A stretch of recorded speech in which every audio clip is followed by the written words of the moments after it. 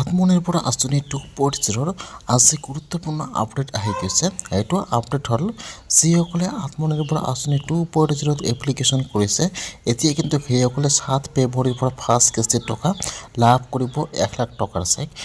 এতিয়া যদি আপোনালোকে আত্মনিৰ্ভৰ আঁচনি 2.0 এপ্লিকেশ্যন কৰিছে এতিয়া আপোনালোকে কেনেকুৱাকৈ চেক কৰিব যে আপোনালোকৰ নামটো এপ্ৰুভ হৈছে নে হোৱা নাই, বা যিসকলৰ নাম এপ্ৰুভ হৈছে সেইসকলে কোন ডিষ্ট্ৰিক্টৰ হয় আৰু কোন ডিষ্ট্ৰিক্টৰ কিমান তাৰিখে চেকটো বিতৰণ কৰা হ'ব, আৰু কোনসকলে আত্মনিৰ্ভৰ আঁচনি 2.0 1 লাখ টকাৰ চেকটো লাভ কৰিব আৰু কোনসকলে লাভ নকৰিব, কেনেকুৱাকৈ আপোনালোকে জানিব যে আপোনালোকৰ নামটো এপ্ৰুভ হৈছে নে হোৱা নাই, বা আপোনালোকে কোন ডিষ্ট্ৰিক্টৰ হয় কিমান তাৰিখে আপোনালোকৰ ডিষ্ট্ৰিক্টত আত্মনিৰ্ভৰ আঁচনি 2.0 চেকটো বিতৰণ কৰা হ'ব। মই আজি এইটো ভিডিঅ'ত আপোনালোকক সম্পূৰ্ণ প্ৰচেছ ষ্টেপ বাই ষ্টেপ জনাই দি আছোঁ। আপোনালোকে জানিবলৈ হ'লে ভিডিঅ'টো সম্পূৰ্ণকৈ চাই ল'ব স্কিপ নকৰাকৈ।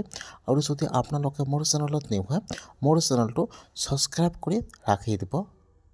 যিসকলে আত্মনিৰ্ভৰ আঁচনি 2.0 এপ্লিকেশ্যন কৰিছে যিসকলৰ নাম এপ্ৰুভ হৈ গ'ল, বা যিসকলে আত্মনিৰ্ভৰ আঁচনি ফাৰ্ষ্ট কিস্তিৰ 1 লাখ টকাৰ চেকটো লাভ কৰিব, এতিয়া কিন্তু লিষ্টটো অনলাইনত পাব্লিছ হোৱা নাই। আপোনালোকে লিষ্টটো অনলাইনৰ পৰা চাব নোৱাৰিব।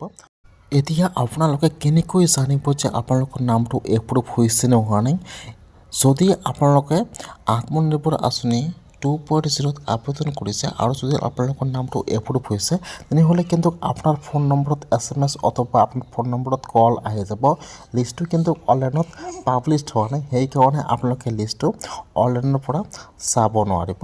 সেইকাৰণে যদি আপোনালোকৰ নামটো এপ্ৰুভ হৈছে তেনেহ'লে কিন্তু আপোনাৰ ফোন নম্বৰত SMS আহি যাব যে আপোনালোকৰ নামটো এপ্ৰুভ হৈছে। আপোনালোকে সেইটো অফিচত যাই ইমান তাৰিখে চেকটো আনিব লাগে। আপোনাৰ ফোন নম্বৰত কিন্তু SMS আহি যাব। যিসকলৰ নাম এপ্ৰুভ হৈ গৈছে সেইসকলৰ ফোন নম্বৰত SMS আহি গৈছে।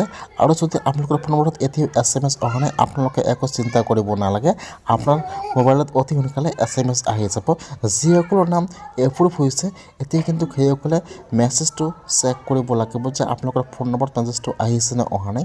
যদি আপোনাৰ ফোন নম্বৰত SMS আহিছে তেনেহ'লে আপোনালোকৰ নামটো এপ্ৰুভ হৈ গৈছে, আৰু যদি আপোনালোকৰ নামটো এপ্ৰুভ হোৱা নাই তেনেহ'লে আপোনাৰ ফোন নম্বৰত SMS বা কোনো কল নাহিব।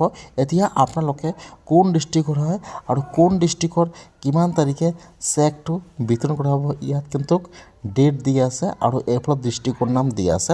মই কিন্তু আপোনাৰ সুবিধাৰ কাৰণে অপশ্যনৰ লিংকটো মই ডিছক্ৰিপশ্যনত দি দিছোঁ।